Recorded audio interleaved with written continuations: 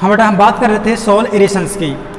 तो सॉइल एरेशंस है अर्थात जो मृदा वातन है, नंबर 2 पॉइंट हो जाएगा सॉइल एरेशंस। ऐसी सॉइल जिसके अंदर क्या होता है, छोटे छोटे पोर होते हैं। तो अच्छी जो जिस मृदा में क्या है, एयर है, तो जिस मृदा में क्या है, एयर है, तो वो मृदा क्या होगी, अच्छी मृदा होगी। और उसके अंदर जो मृदा का जो वायु का प्रवेश है वो क्या होगा, अच्छा होगा, एंट्री ऑफ एयर क्या होगी, अच्छी होगी। ठीक है। तो absorption of water occurs most easily from the well aerated सोil लाइक लोमी। जो लोमी मृदा होती है, लोमी जो मृदा होती है, उस लोमी मृदा में क्या होता है, खूब इसके अंदर छिद्र होते हैं, पोर होते हैं। और ये जो मृदा है वो कैसे होती है, वेल एरेटेड होती है। कैसे होती है बच्चों, वेल एरेटेड,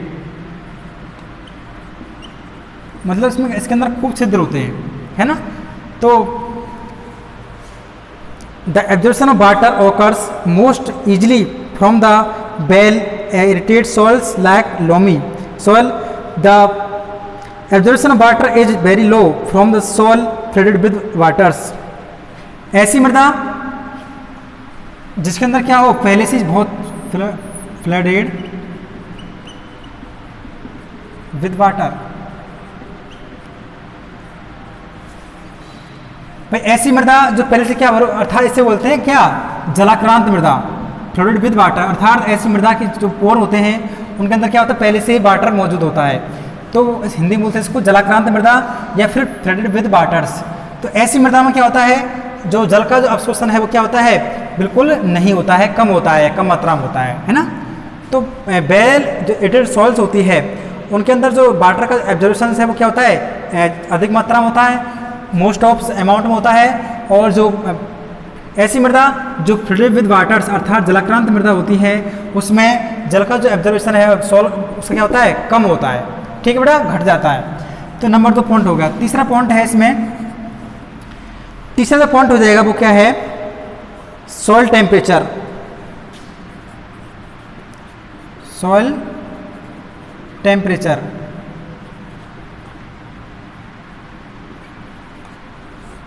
सॉइल टेम्परेचर देखो, जो मृदा का जो तापमान है वो कितना होना चाहिए।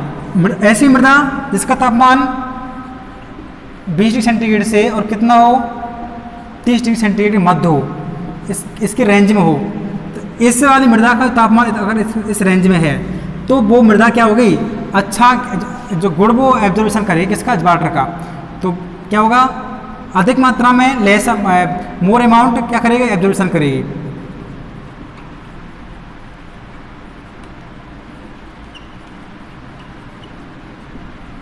ठीक है।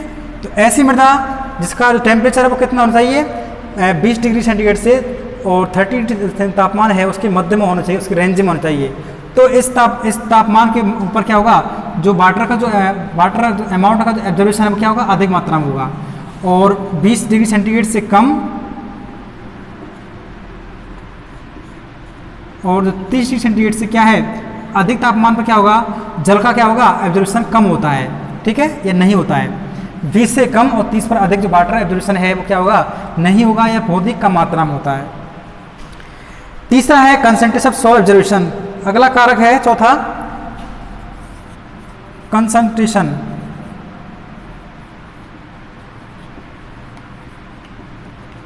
Concentration of soil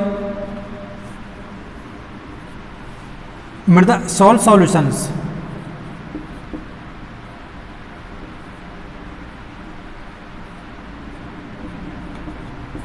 concentration of soil solutions, मृदा विलयन की सांद्रता है वो क्या होती है, उस पर डिपेंड करती है कि इसकी वाटर जो एब्जॉर्प्शन की क्षमता है। देखो अगर जो सॉइल है उसमें क्या है, बहुत सारे मिनरल्स हैं,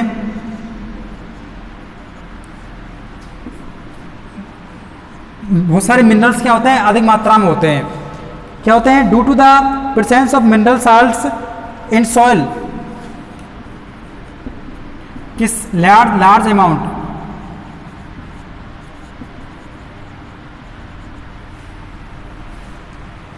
अगर मृदा में क्या है, बहुत सारे मिनरल साल्ट प्रेजेंट हैं, तो क्या होगा, लार्ज अमाउंट में प्रेजेंट है, तो क्या होगा, ऐसी जो मृदा होती है, ऐसी मृदा की जो सांद्रता वो क्या होती है, हाई होती है। तो high, it is called high concentrate soil, high concentrate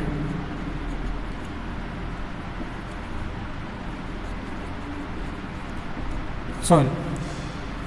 high concentrate soil ऐसी मृदा होती है जिसमें क्या होता है, लार्ज अमाउंट मिनरल साल्ट होते हैं, क्या कहलाती है, वो हाई कंसंट्रेट सॉइल कहलाती है। ऐसी मृदा में क्या होता है, जल का जो अब्जॉर्प्शन है वो क्या होता है, कम मात्रा में होता है, डिक्रीज होता है, घट जाता है।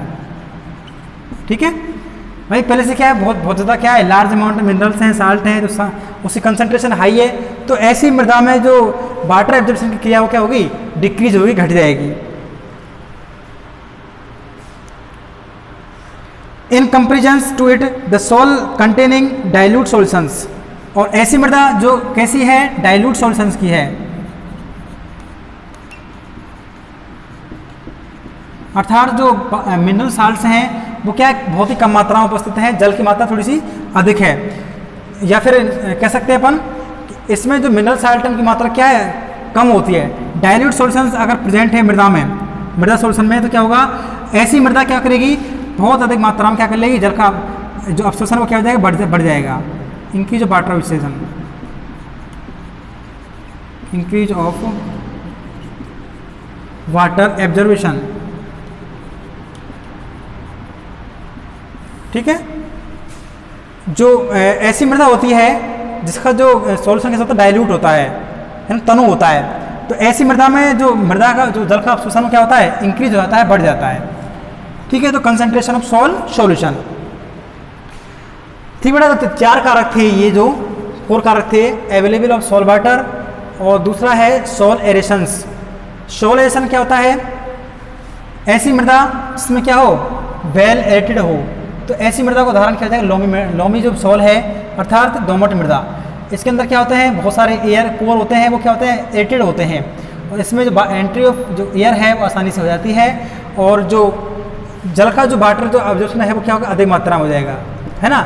ऐसी मृदा, जबकि ऐसी मृदा जो फ्लडेड विद वाटर्स, अर्थात जल से भरी हुई है, जलाक्रांत है, तो ऐसी मृदा में क्या होता है, डिक्रीजन ऑफ वाटर एब्जॉर्प्शन। दूसरा है सॉइल टेम्परेचर, अगला है सॉइल टेम्परेचर। सॉइल का जो टेम्परेचर कितना होना चाहिए, 20 डिग्री से, और जो 30 डिग्री सेंटीग्रेड है उसके मध्य में होना चाहिए, उसके रेंज में होना चाहिए। अगर 20 से कम और 30 से अधिक तापमान होता है तो वाटर का जो एब्जॉर्प्शन है वो क्या हो जाएगा, डिक्रीज हो जाएगा। अगला है कंसंट्रेशन ऑफ सॉइल सॉल्यूशंस। ऐसी मृदा जिसमें क्या मिनरल साल्ट प्रेजेंट हो, किस लार्ज अमाउंट में, तो ऐसी मृदा जिसमें लार्ज अमाउंट में क्या हो, मिनरल साल्ट प्रेजेंट हो, तो ऐसी मृदा क्या कहलाती है, हाई कंसंट्रेट सॉइल कहलाती है। ऐसी मृदा में क्या होता है, जल का जो सॉल्यूशन वो वाटर एब्जॉर्प्शन है वो क्या होता है, कम होता है, डिक्रीज हो जाता है। जबकि डाइल्यूट जो सॉल्यूशंस है, ऐसी मृदा जो कैसी हो, डाइल्यूट हो, तो ऐसी मृदा क्या कहलाती है, ऐसी मृदा में इंक्रीज ऑफ वाटर एब्जॉर्प्शन क्या होता है, बढ़ जाता है। ठीक बेटा, तो ये थे factors affecting water absorption, process of water absorption.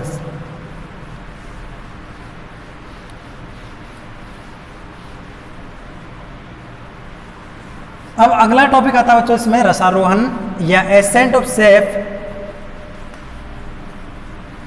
In plants.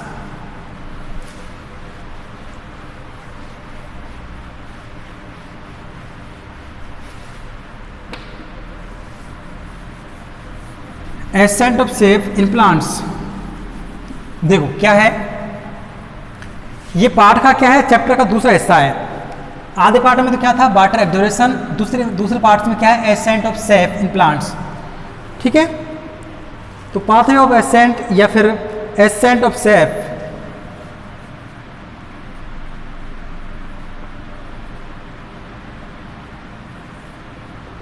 Accent of sap रसारोहण।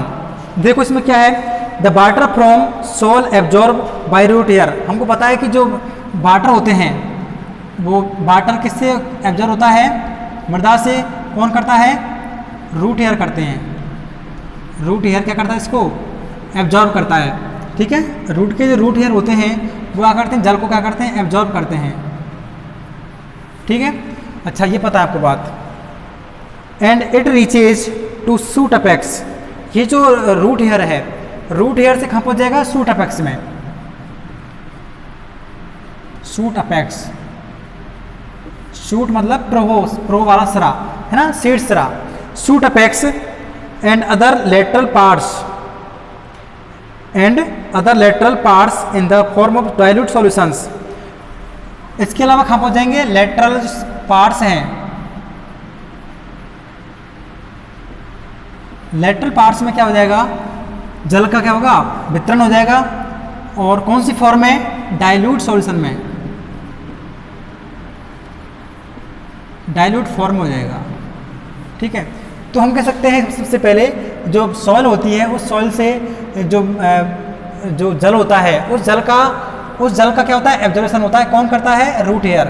तो सॉइल से वाटर का जो एब्जॉर्प्शन है वो रूट हेयर के द्वारा होता है। यहाँ से क्या, रूट हेयर से जो जल होता है वह है शूट अपेक्स, एवं जो प्लांट्स के जो लेटरल पार्ट्स होते हैं वहाँ तक पहुँच जाते हैं डाइल्यूट फॉर्म में। ठीक है, कौन सी फॉर्म में? डाइल्यूट फॉर्म में। This upward transfer of water is called ascent of sap. ये जो वाटर का जो फ्लो अप है, अपवार्ड, कब? अपवार्ड अर्थात ऊपर की ओर, upward of flow of the water.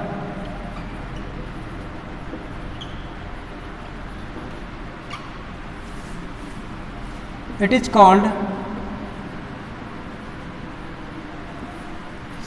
Accent of sap. ठीक है, तो हमको पता है कि जो एक प्लांट्स है ये किस में उगा हुआ है? भूमि में उगा हुआ है, इसकी रूट है ये। तो हम कह सकते हैं कि जो पौधों के अंदर जल होता है या फिर भूमि के अंदर जल होता है, ये जल रूट की जो रूट हेयर होती हैं उनके द्वारा क्या होता है? एब्जॉर्ब होता है रूट हेयर के द्वारा। ये जो रूट हेयर है वो क्या करेंगे? रूट हेयर से कहाँ पहुँच जाएगा? सूट अपेक्स तक पहुँच जाएगा, उसका जो सीड सरा है वहाँ तक पहुँच जाएगा। इसके अलावा जो पौधे के लेटरल साइड हैं, शाखाएँ हैं, है ना, तने के पार्श्वी भाग हैं, वहाँ तक पहुँच जाएगा।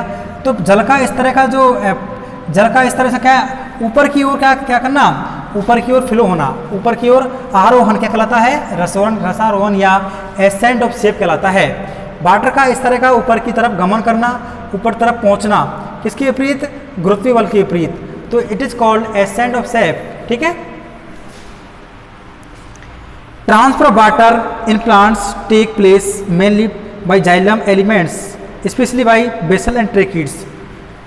जल का जो वितरण है, जल का जो फ्लो अप है, वह एक कोशिका से दूसरी कोशिका होती है, उसमें वाटर का जो take place mainly by xylem elements.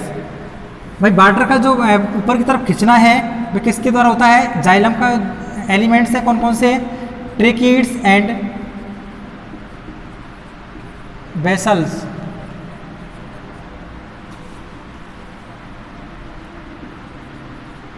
Tracheids and vessels के द्वारा क्या होता है? जाइलम के जो एलिमेंट्स कहलाते हैं, ये जो एलिमेंट्स हैं, इन एलिमेंट्स के द्वारा क्या होता है? वाटर का क्या होता है? ऊपर की तरफ क्या होता है? ट्रांसफर होता है। ठीक है, अब देखो path of ascent of safe. सबसे पहले क्या कर रहे हैं अपन? तो ये समझना आप क्या, पादपों के अंदर जो जल है वह जल रूट हेयर के द्वारा क्या होता है? एब्जॉर्ब होता है। रूट हेयर से वह जल सूट अपेक्स तक पहुँचता है। सूट अपेक्स एवं प्लांट्स की जो लेटरल साइड है, लेटरल पार्ट्स है, वहाँ तक पहुँचता है। तो जल का इस तरह का ऊपर की ओर अपवार्ड जो मूवमेंट्स होता है उसे क्या कहते हैं? एसेंट ऑफ सेफ या पाथ, वो रसारोहण की क्रिया कहते हैं ना। और ये जो प्रोसेस है, ये प्रोसेस तने का जो जाइलम है, जल का जो जाइलम है, जाइलम के अंदर जो तत्व है ट्रेकिड्स एंड बेसिल्स, वाहिनिकाएँ वाहिकाएँ है ना, वाहिनिका एवं वाहिकाएँ, उनके माध्यम से जो प्रोसेस है वो संपन्न होती है। अब देखो अगला हम ले रहे हैं path of ascent of safe.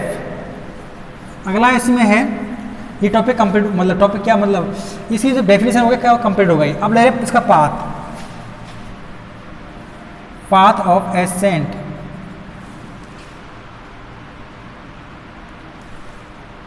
Path of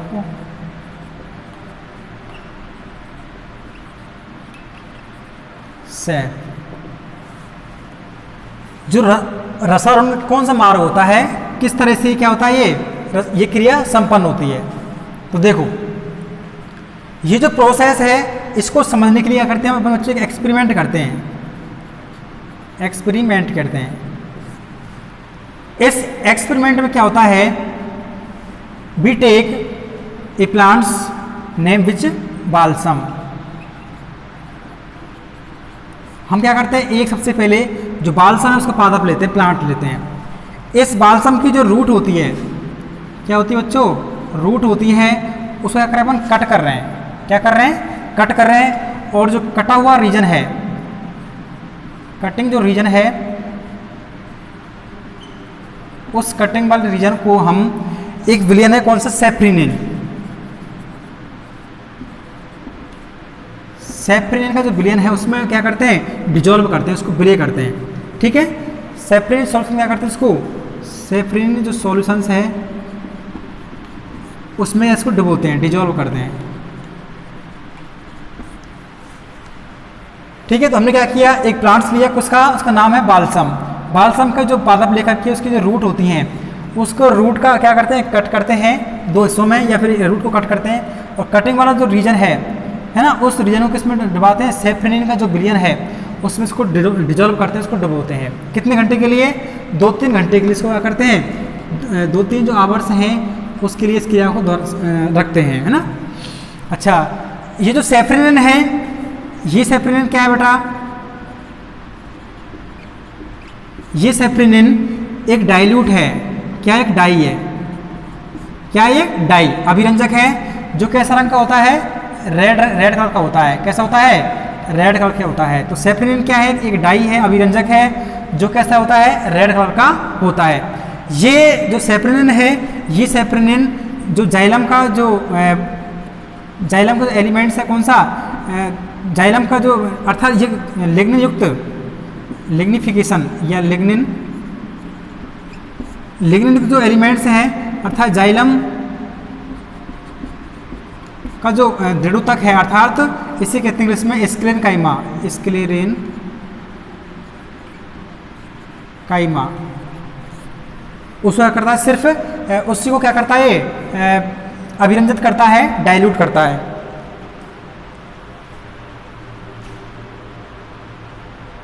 stand करता है। ठीक है, तो सेफ्रिनिन क्या है, सेफ्रिनिन एक डाई है, अभिरंजक है, जो कैसा होता है, रेड कलर का होता है, जो क्या है, लिग्निन युक्त जो वो है, क्या, स्टेन लिग्निन टिश्यू है, लाइक जाइलम कोमा स्क्लेरेन काइमा। जाइलम और स्क्लेरेन काइमा उनको क्या करता है बच्चों, ये स्टेन करता है ना। सिर्फ किसको, जाइलम कर सकता है, जाइलम और जाइलम की जो एलिमेंट्स हैं उनको कर सकता है। और स्क्लेरेन काइमा अर्थात दृढ़ोतक, उसको क्या करता है, ये स्टेन करता है। ठीक है, क्या करता है, स्टेन मतलब अभिरंजित। अच्छा, अब इस प्रयोग को क्या करते हैं अपन, 2-3 घंटे के बाद देखते हैं, है ना। After 2 hours the veins of leaves of balsam plant begin to appear red. हम क्या करते हैं, हमको 2 घंटे के बाद जो प्लांट्स की जो पत्तियां होती हैं, लीव्स होती हैं, वो लीव्स क्या होती हैं, रेड कलर की दिखाई देती हैं। कैसे दिखाई देती है बेटा, रेड जो कलर है उसकी दिखाई देती हैं।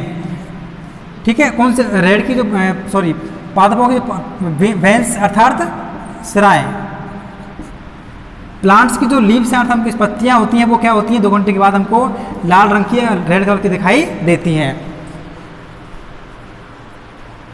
ऐसी कंडीशन में क्या होता है, in this condition when transverse section of leaves और branch is seen under microscope, then red colour of safranin is seen xylem vessels only.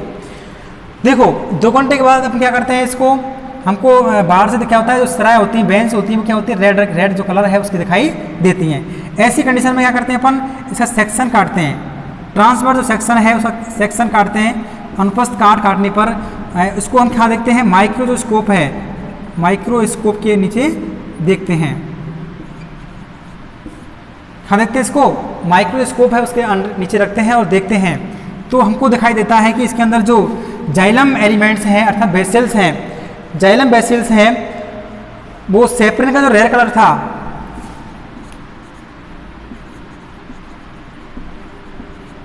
सेफ्रिनिन का जो रेड कलर है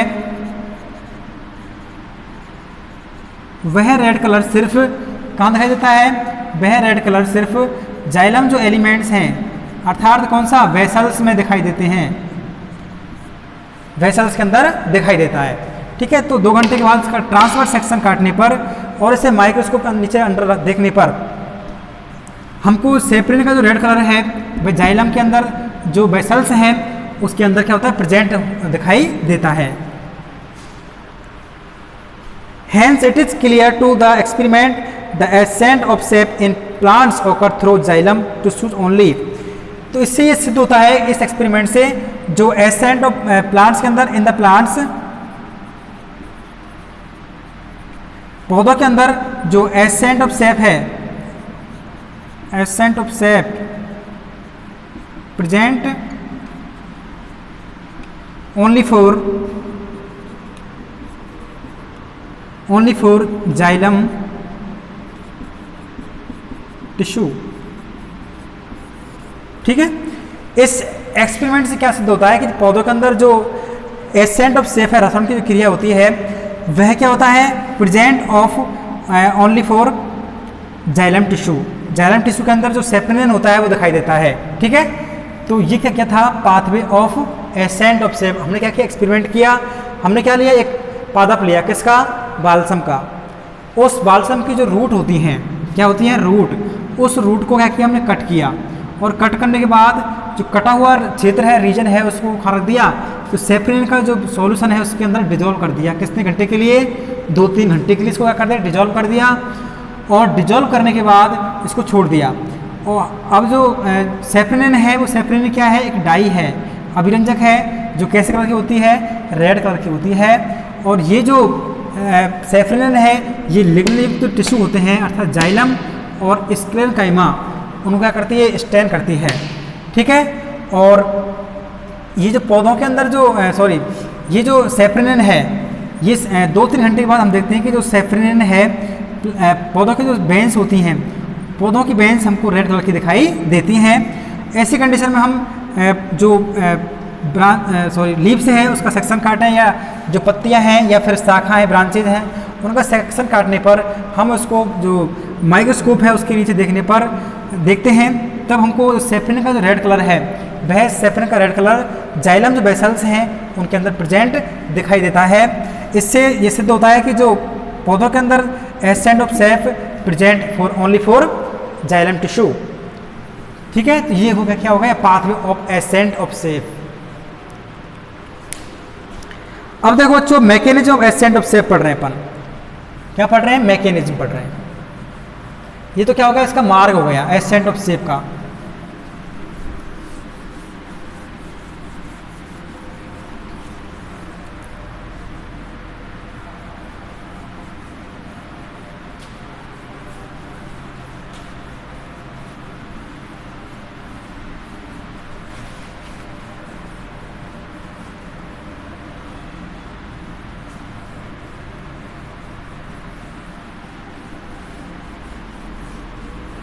देखो, अब पढ़ रहे हैं मैकेनिज्म, क्रियाविधि।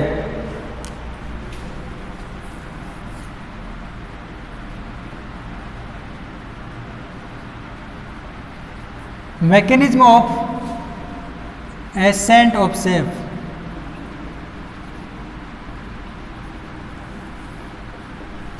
रसारोहण की क्रियाविधि, mechanism of ascent of sap. देखो, जो पौधों के अंदर जो एसेंट ऑफ सेफ होता है वह क्या होता है? किसी भी ऊंचे से ऊंचा जो वृक्ष होता है उस क्रिया को उन पौधों में जो जल का जो वितरण है, जल का जो ऊपर की तरफ गमन है, मूवमेंट्स है, इस क्रिया के द्वारा हम इसको अपन समझा सकते हैं।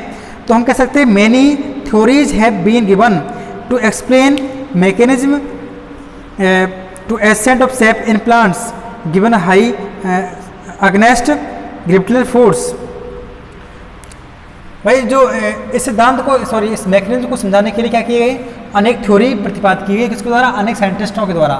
और उन्होंने ये कहा कि पौधों के अंदर जो पौधों के जो जल है, पौधों का जल जो भूमिगत जल है अर्थात कौन सा जल? ग्रेविटेशनल जो फोर्स होता है,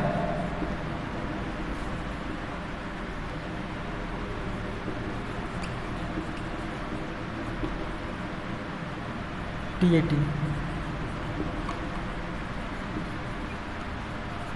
इस ग्रेविटेशनल फोर्स के विपरीत जो जल के मॉलिक्यूल्स होते हैं, जल होता है, वह पौधों का जो ऊपरी सिरा है अर्थात शूट अपेक्स होता है, वहाँ तक क्या होता है उनका गमन होता है, मूवमेंट्स होता है। ठीक है, तो इस क्रिया को समझाने के लिए विभिन्न प्रकार की थ्योरी प्रतिपादित की गई विभिन्न प्रकार के साइंटिस्टों के द्वारा। इनमें से पहली है वाइटल फोर्स थ्योरी।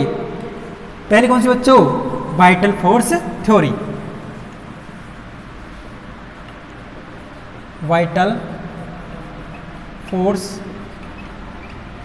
थ्योरी। ये जो वाइटल फोर्स थ्योरी क्या कहती है? ये वाइटल फोर्स थ्योरी कहती है कि जो प्लांट का जो स्टेम होता है, उस स्टेम की कोशिका कैसे होती है? जीवित होती हैं। कैसे होती है बच्चों? जीवित होती हैं, लिविंगनेस होती हैं। तो पौधों के अंदर स्टेम के अंदर जो जीवित कोशिकाएं होती हैं, उनके अंदर क्या होता है? एक फोर्स जनरेट होता है। कौन सा जनरेट होता है? Vital force. वाइटल फोर्स क्या होता है? जनरेट होता है। ठीक है, ये जो वाइटल फोर्स है, इसी वाइटल फोर्स के द्वारा क्या होता है? पौधों के अंदर जो एसेंट ऑफ सेफ है, वो क्रिया क्या होती है? संपन्न होती है। तो इस सिद्धांत का मानना है मुख्य रूप से पौधों के जो प्लांट्स का जो स्टेम होता है, उनकी जो सेल्स कैसे होती है? लिविंग होती हैं, लिविंग सेल्स होती हैं। और इन जो लिविंग सेल्स में क्या होती है? विभिन्न प्रकार की क्रियाएं होती हैं। विभिन्न प्रकार क्या होती है? क्रियाएं होती हैं। उन जो क्रियाओं के कारण क्या होता है? वाइटल फोर्स जनरेट होता है। ये वाइटल फोर्स जनरेट होकर के क्या करता है? एसेंट ऑफ सेफ करता है। ठीक है, ये सिद्धांत वाइटल फोर्स का मुख्य अवधारणा थी ये। अच्छा, इस सिद्धांत को मानने वाले साइंटिस्ट विभिन्न प्रकार के थे, जिनके थॉट्स अपने व्यू अलग अलग थे। ठीक है, जिसमें से प्रथम आता बच्चों गोडलेविस्की। गोडलेविस्की कौन आता है? गोडलेविस्की। गोडलेविस्की ने क्या किया था? गोडलेविस्की ने रेले पंप थ्योरी प्रतिपादित की थी। गोडलेविस्की ने वाइटल फोर्स थ्योरी को समझाने के लिए रेले पंप थ्योरी प्रतिपादित की थी। और ये जो थ्योरी है, रेले पंप थ्योरी, इस सिद्धांत के अनुसार ये क्या कहता है कि जो पौधों के अंदर जो जाइलम कोशिकाएं होती हैं, क्या होती है बच्चों? जाइलम कोशिकाएं होती हैं। एक minute soon low.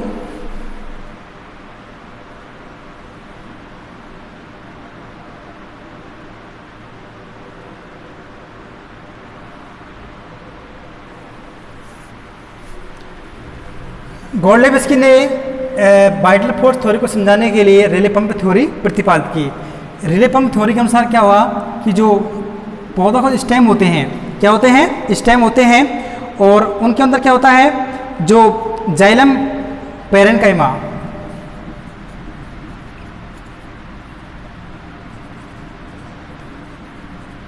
Xylem parenchyma and pith rays. Pith rays में क्या होता है? पिथरेज में क्या होता है? ऑस्मोसिस की क्रिया होती है। ऑस्मोसिस में क्या होता है? परिवर्तन होता है, चेंजेज इन ऑस्मोसिस, है ना। Xylem parenchyma and pith rays changes in osmosis. It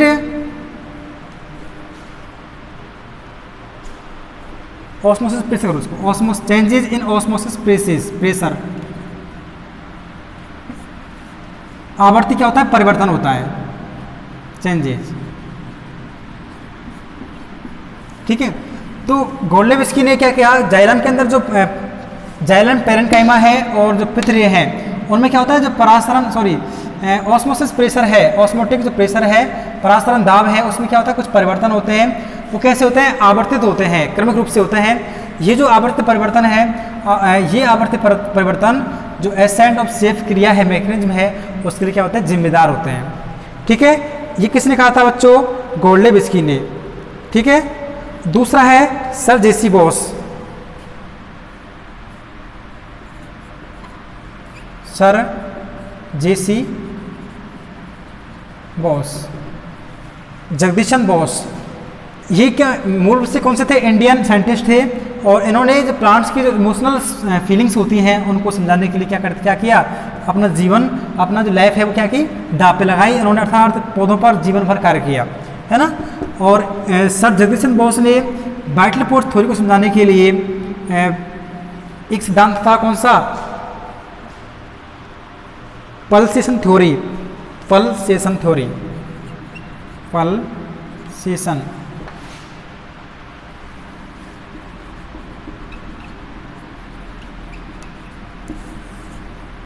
जेसी बोस ने वाइटल फोर्स थ्योरी समझाने के लिए पल्सन थ्योरी प्रतिपादित की थी। इसे कहते हैं स्पंदन थ्योरी। स्पंदन जो सिद्धांत है उसका प्रतिपादन किया था, ठीक है। और इन्होंने अपना जो एक्सपेरिमेंट है, एक प्लांट था, उसका नाम था इंडियन टेलीग्राफ।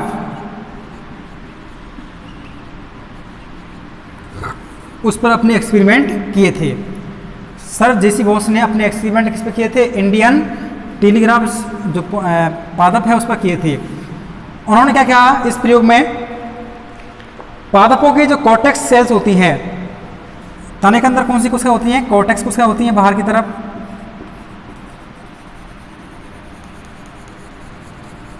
ठीक है, तो कॉर्टेक्स कोशिका क्या होती हैं? ये रहने। तो रसायन की क्रिया में या एसेंट ऑफ मैकेनिज्म की क्रिया में जो प्लांट्स की जो तने की जो कॉर्टेक्स सेल्स होती हैं, क्या होती हैं? कॉर्टेक्स सेल्स की जो लेयर होती हैं,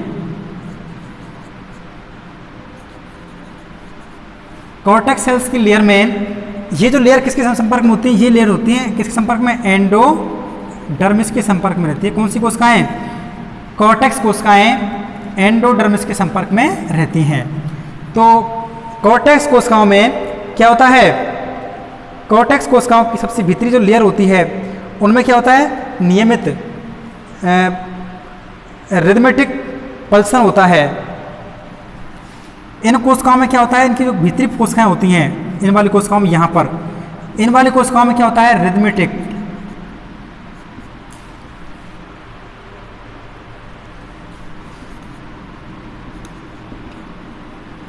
RHYTHMIC।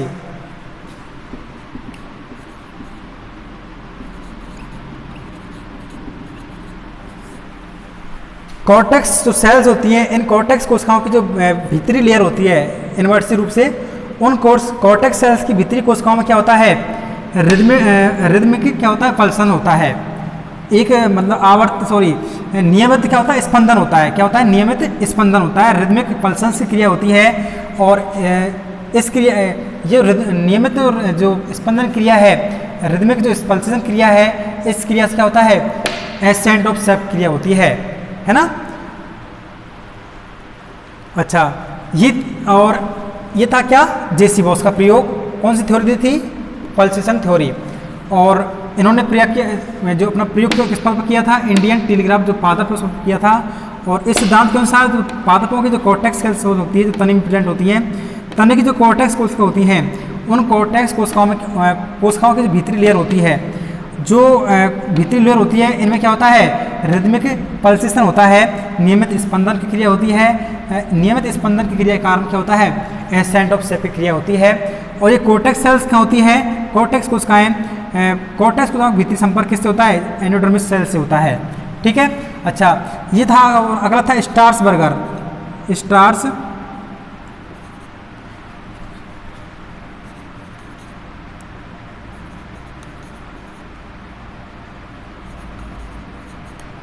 अगला जो वैज्ञानिक था स्टार्स बर्गर। स्टार बर्गर या स्टार बर्गर की बात है। स्टार्स बर्गर जो वैज्ञानिक है, उन्होंने कहा कि जो उन्होंने एक्सपेरिमेंट किया और अपने जो एक्सपेरिमेंट है उस एक्सपेरिमेंट के द्वारा ये सिद्ध कर दिया कि जो वाइटल फोर्स थ्योरी है, वाइटल फोर्स थ्योरी का एसेंट ऑफ सेप की जो क्रिया होती है उससे कोई संबंध नहीं है, कोई रिलेशंस नहीं है। तो स्टार बर्गर ने अपने प्रयोग में ये शो किया, सिद्ध किया कि वाइटल फोर्स थ्योरी का संबंध एसेंट ऑफ सेप की जो क्रिया है उससे कोई संबंध नहीं रखता है। और ये जो प्रोसेस है, ये जो क्रिया है वो क्या होती है? निराधार है इस क्रिया के लिए। और ये जो क्रिया है कौन सी? एसेंट ऑफ सेप, ये किसके लिए आवश्यक है? पौधों को एक्टिवेशन करने की क्रिया में सहायक है। अर्थात अनुकूलन, जो एटमॉस्फेयर है, वातावरण है, उसके साथ क्या करने के लिए जरूरी है? वातावरण के साथ क्या करना जरूरी है? अनुकूलन स्थापित करने के लिए क्या है? ये जरूरी है। ठीक है। कौन सी क्रिया? Accent of safe. तो वाइटल फोर्स थ्योरी कहती साहब कि ये जो सिद्धांत है, इस सिद्धांत के अनुसार क्या होता है, पादपों का जो स्टेम होता है उसमें क्या होती है, लिविंग सेल्स होती हैं, उनमें कुछ क्रियाएं होती हैं, उन क्रियाओं से क्या होता है, वाइटल फोर्स जनरेट होता है। ये वाइटल फोर्स जनरेट होने से क्या होता है, एसेंट ऑफ सेफ क्रिया संपन्न होती है। और इस सिद्धांत को या एसेंट ऑफ सेफ को समझाने के लिए, वाइटल फोर्स थ्योरी को समझाने के लिए विभिन्न वैज्ञानिकों ने अपने मत थे, व्यू थे, वो कुछ इस प्रकार से थे। कौन कौन से थे वैज्ञानिक? गॉर्डलेविस्की ने रिले पंप थ्योरी प्रतिपादित की और उन्होंने कहा कि जो जाइलम पेरेन्काइमा है और पितृ है, उनमें क्या होता है, ऑस्मोसिस प्रेशर प्रेजेंट होता है, उनमें क्या होता है, परिवर्तन होता है, और परिवर्तन होने से क्या होता है, उनमें आवर्ती फलन होते हैं। और आवर्ती changes in osmosis pressure it generate to vital force theory, है ना। तो आवर्ती फलन, परासन की क्रिया में परिवर्तन होने से क्या होता है, आवर्ती फलन उत्पन्न होते हैं। ये जो आवर्ती फलन है वाइटल फोर्स थ्योरी के लिए क्या है, जिम्मेदार है। जेसी बॉस ने क्या किया था, पल्सन थ्योरी प्रकट की थी, किस पादप पर, इंडियन टेलीग्राफ पादप पर की थी। और इन्होंने कहा था कि जो पादपों की जो कोर्टेक्स कोशिकाएं होती हैं, पादपों की जो कोर्टेक्स लेयर्स होती हैं, कोर्टेक्स लेयर की भीतरी सेल्स होती हैं, वह क्या, भीतरी लेयर्स, उनमें क्या होता है, रिदमिक क्या होता है, पल्सेशन होता है, नियमित स्पंदन क्रिया होती है। नियमित स्पंदन क्रिया होने से कौन सी क्रिया होती है, एसेंट ऑफ सेफ होती है। और ये जो कॉर्टेक्स कोशिका होती हैं वो एंडोडर्मिस के संपर्क में रहती हैं। और वैज्ञानिक था कौन सा, स्टार्सबर्गर, इन्होंने अपना एक्सपेरिमेंट के द्वारा ये शो किया कि, ये सिद्ध किया कि पौधों के अंदर जो एसेंट ऑफ सेफ है उसका वाइटल फोर्स थ्योरी से कोई संबंध नहीं है, वो क्या है, निराधार है। और बल्कि ये जो क्रिया है एसेंट ऑफ सेफ, ये किसके लिए जरूरी है, पौधों का जो एटमॉस्फेयर है उससे अनुकूलन स्थापित करने के लिए क्या है, जरूरी है। ठीक बच्चों, तो आज के लिए इतना ही। कल अपन दो सिद्धांत रह गए, उसको अपन कंप्लीट कर देंगे।